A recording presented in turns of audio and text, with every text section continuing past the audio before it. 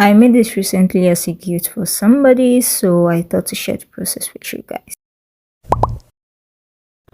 So guys, this is my pattern, and how I made the pattern, I just put my palm right here and I drew lines. Then in order to make the thumb, I had to shift my hand right here. So as you can see guys, you can see the red pen. For the length, I don't really know how long it is. I have not figured this out, but all I had to figure out was where I wanted the oven mitt to stop. So if my hand is here like so, I know it's stopping around here, and I feel like that is okay. But I made another pattern guys right here,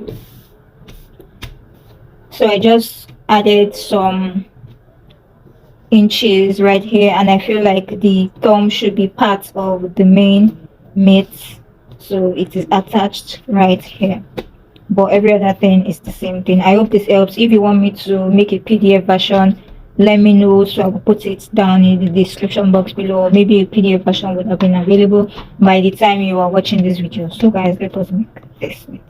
At this point, I already ironed my last piece of fusible fleece on my fabric, and I added EVA foam to one side because that was all I had, and normal upholstery foam to the other side, and I am going to quilt, and after that I am going to sew right side stitching.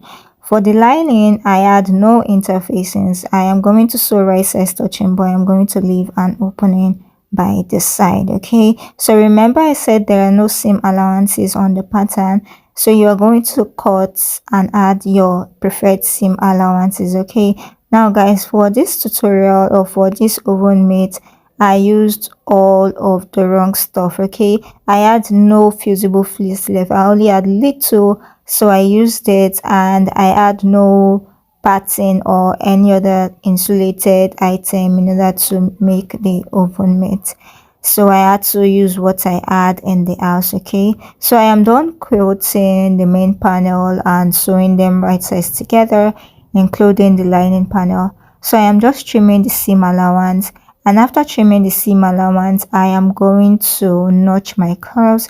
So guys, I sewed 2 times. So when you sew, you want to make sure you run it twice on your machine. Okay, and I'm just going to snip the corner right there in order to give that part more flexibility. Okay, it's been long I asked, but do not forget to like and subscribe guys. After notching the curves, I am going to take the main panel and I am going to turn it into the right side. Now guys, because of the EVA foam that I used, it wasn't so easy turning this thing to the right side. Okay, so this is what we are looking like right now. I'm putting a pen in order to get my curves to be smoother. So what I am going to do now is that I am going to take the main panel and I am going to put it inside of the lining panel, and I am just going to make sure to align them properly. The idea is to sew them right sides touching each other. Okay, so I am going to fix the main panel into the lining panel, and I am going to align, make sure the seams are touching properly where they are supposed to touch.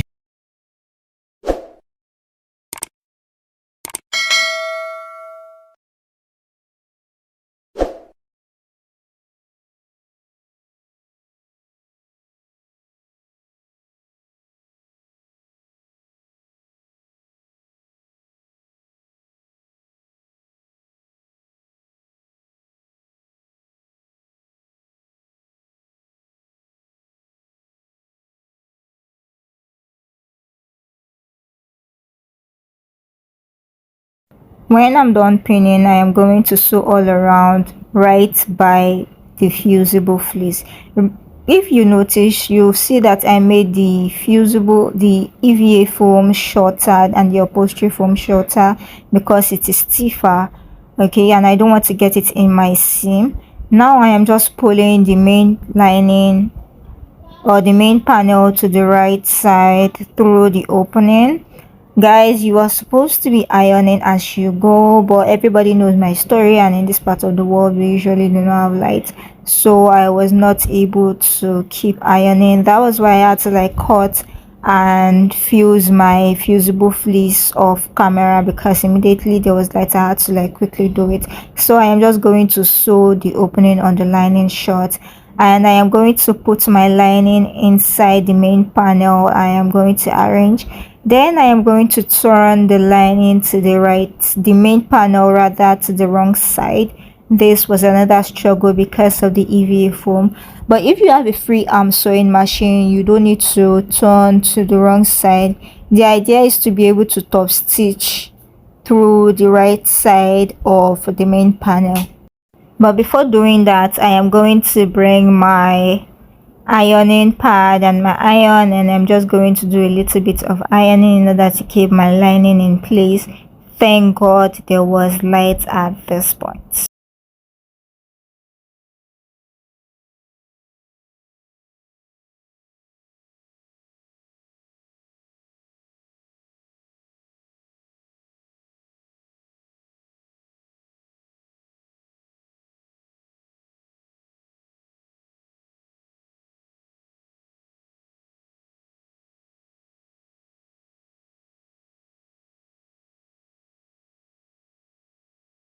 So while ironing, I decided to experiment. So this is the side with the EVA foam. I didn't feel a thing. So this is good to go. Now I turned it to the other side with the upholstery foam, and guys, the iron was hot. So I could feel from the side with the upholstery foam, which means that just one side is insulated. And I told the person how it went. So one side is insulated. That was why I added a tag to one side of the oven mitt so that she will know which is the right side. Okay, so now I am done sewing, and this is what we have.